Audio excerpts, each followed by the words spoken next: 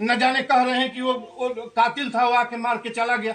कातिल था तो इनको जानकारी थी, तो सतर्क रहना चाहिए था। कोई मन में नहीं बैठा है बाबा जी किसी के, आपके मन में कोई बैठा है क्या? क्यों नहीं बैठा है हमारे मन में? मैं आया हूँ इसकी हिफाजत के लिए। क्यों? हर आदमी को जानता है। आज तक तो नहीं दिखे आप, तो क्यों दिखेंगे जब जरूरत पड़ती है तो? नहीं, ये जवाब नहीं है। ये हत्या हुई है गाँव में, ये भी जवाब नहीं कि आप जो ये कहिए कि नहीं प्रधान जी की जानकारी नहीं था। हम लोग समझा बुझा सकते, बस इतना ही। किसको समझाए? कोई भी हो गांव का, किसको समझाए? कोई भी गांव का हत्या हुई है, इसके जिम्मेदार आप नहीं बनते हैं। उसमें हम क्यों बनेंगे? देखिए, हम क्यों बनेंगे? देखिए, कोई नहीं बनेगा उसमें। सुनिए, ये बनेगा। हमारी बात सुनिए पहले।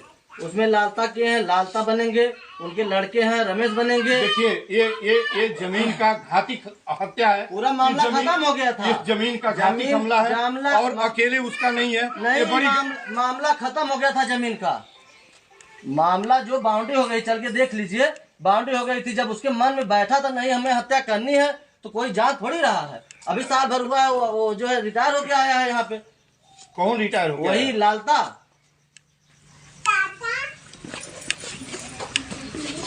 चल के देखिए, जमीन बाउंड्री हो गई है, खत्म हो गया था मामला। जाएंगे आज तो हम उसके मरने के बाद जिंदा तो कर नहीं सकते। प्रधान जी बड़े आराम से कह रहे हैं कि वो बदमाश था, हत्या कर दिया। ये जिम्मेदारी से हटने की कोशिश कर रहे हैं। इसी गाँव के लिए आपसे हम जवाब नहीं मांगने आए, हमको अपनी बात कहने दीजिए। आपसे मैं नहीं पूछता हूँ, मैं नहीं चाहता कि यहाँ आके मैं किसी को पार्टी बनाऊं। मैं जब सत्याग्रह करता हूँ तो वहाँ समझ में आ जाता है सत्य के अतिरिक्त मेरे पास कुछ नहीं है। ये मारा गया है तो इसके लिए सब अगल बगल के लोग जिम्मेदार हैं, अकेले थाना जिम्मेदार नहीं है।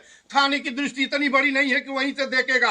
हाँ, उनका जवाब कैजुअल था थानाध्यक्ष का। उनको नहीं कहना चाहिए था कि जमीन खून मांगती है। यदि इतनी विवादित चीज थी और इतना भयंकर मामला था तो थानाध्यक्ष को सतर्क रहना चाहिए। एक होमगार्ड भी, एक लाठी मैन को भी भेज दिए होते तो हत्या न होती, ये हत्या न होती। अब उसको जिंदा कौन करेगा? कोई है, कोई बता दे कि हम जिंदा करेंगे, और नहीं करेगा तो अब उसके लिए एक ही रेमेडी है कि मुख्यमंत्री आए। मुख्यमंत्री लखनऊ से ही सही, क्यों नहीं बात करते, क्यों नहीं संवाद करेंगे? 25 करोड़ लोग जब उनकी संतान है तो ये करेंगे क्यों नहीं?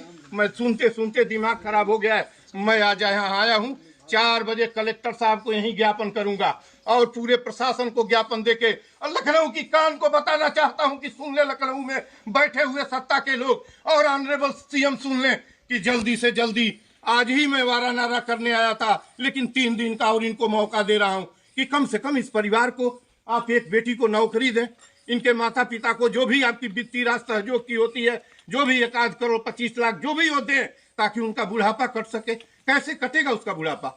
हत्या किसके वजह से हुई है? हत्या इनके प्रशासन, इनके हत्या इनकी तहसील की नाकामी, हत्या इनके इंस्पेक्टर और दरोगा और पूरे अंडे बच्चे का एक भी सिपाही, एक भी इंस्पेक्टर, एक भी आदमी काबिल नहीं था कि उस होनहार को बचा सके। ये कौन जवाब देगा? बुलडोजर, ये कौन सी मांग होती है?